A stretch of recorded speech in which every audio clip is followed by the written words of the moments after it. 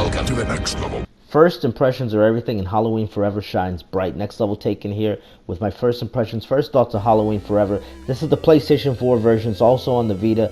Fantastic little 2D indie game. It's a side-scroller in the vein of Ghouls and Ghosts, Ghosts and Goblins. There's a little bit of backstory to the mayhem here. Deeper than a forgotten pumpkin patch. An undead sorcerer lurks. Looks like a little bit like Skeletor. He weaves an ancient spell.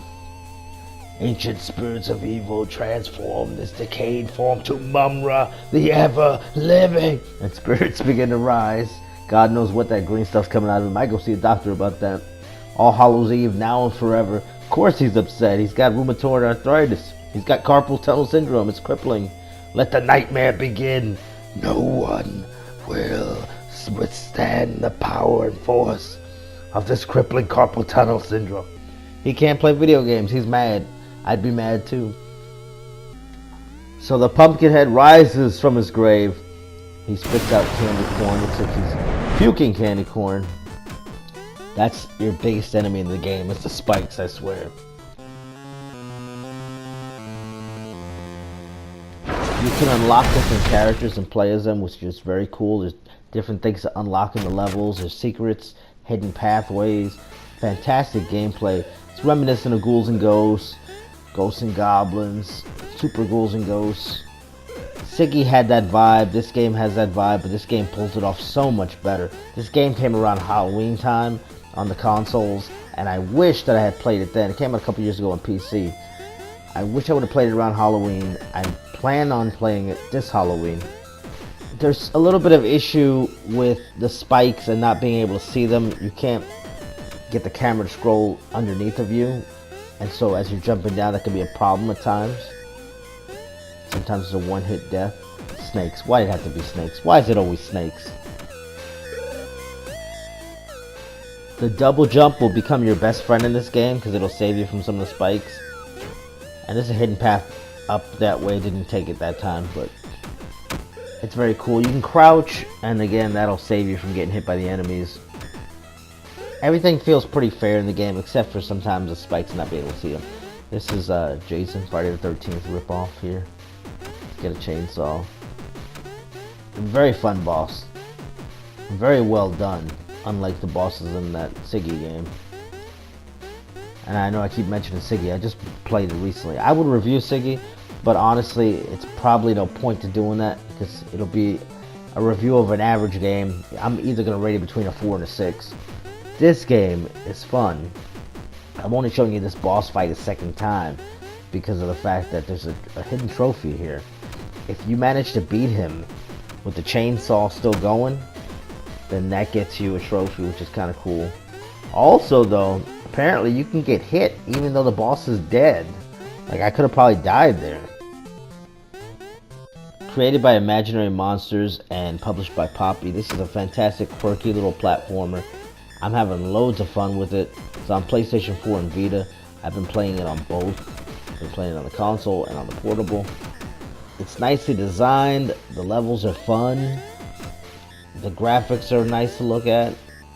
I can't say anything really bad about it. The only problem I have are some of the spike puzzles in avoiding the spikes. You can't always tell where there's going to be spikes. I guess trial and error, if you played the level a few times, you'll get used to where spikes are coming up. But, like, see, I couldn't see the character, I couldn't see the enemy below me. And if I could just duck and scroll down like you can in Sonic the Hedgehog, that would have helped so much more. I love the whole design of the character. I love what they did. I love the theme of Halloween. I mean, it's a fantastic little experience. And it's only $5. It's not going to set you back too much in your wallet. Now, I do think it's kind of odd, though. When you beat a boss, you start the next level with the same amount of life you had from the level before. So if you beat the boss barely, and you got 1 heart left, that's all you have for the next level. And that's kind of interesting design, but I mean, you can get hearts. There's lots of hearts that you can get even during boss fights, which is helpful. And I enjoyed the boss fights, unlike a few other games of this nature. And this is not as hard as Ghouls and Ghosts. I mean, that game was really grueling and enduring, but this is a decent challenge, but it's not anything that's gonna make you pull your hair out.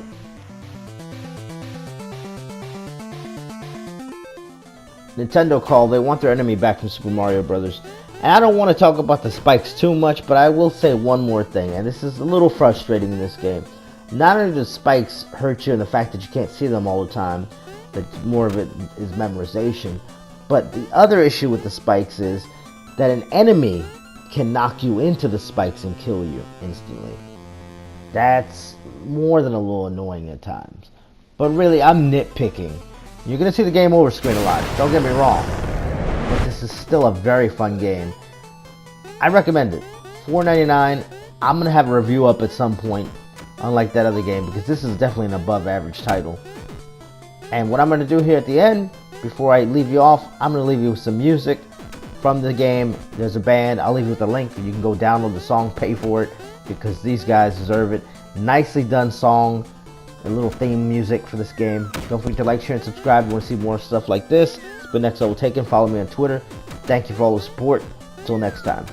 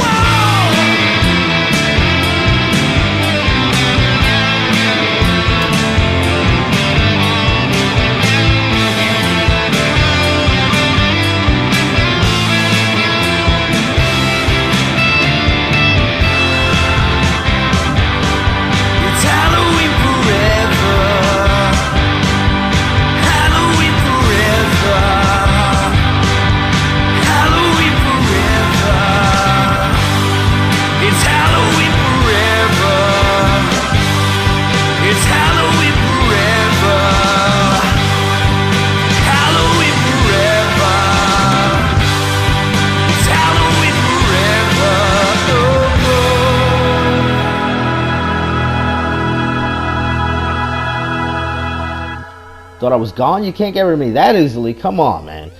Don't forget to show some support for the band. The link is below. It's only 99 cents for the song. How cool of a song is that? Again, thank you for watching. Don't forget to like, share, and subscribe. Until next time, for good this time.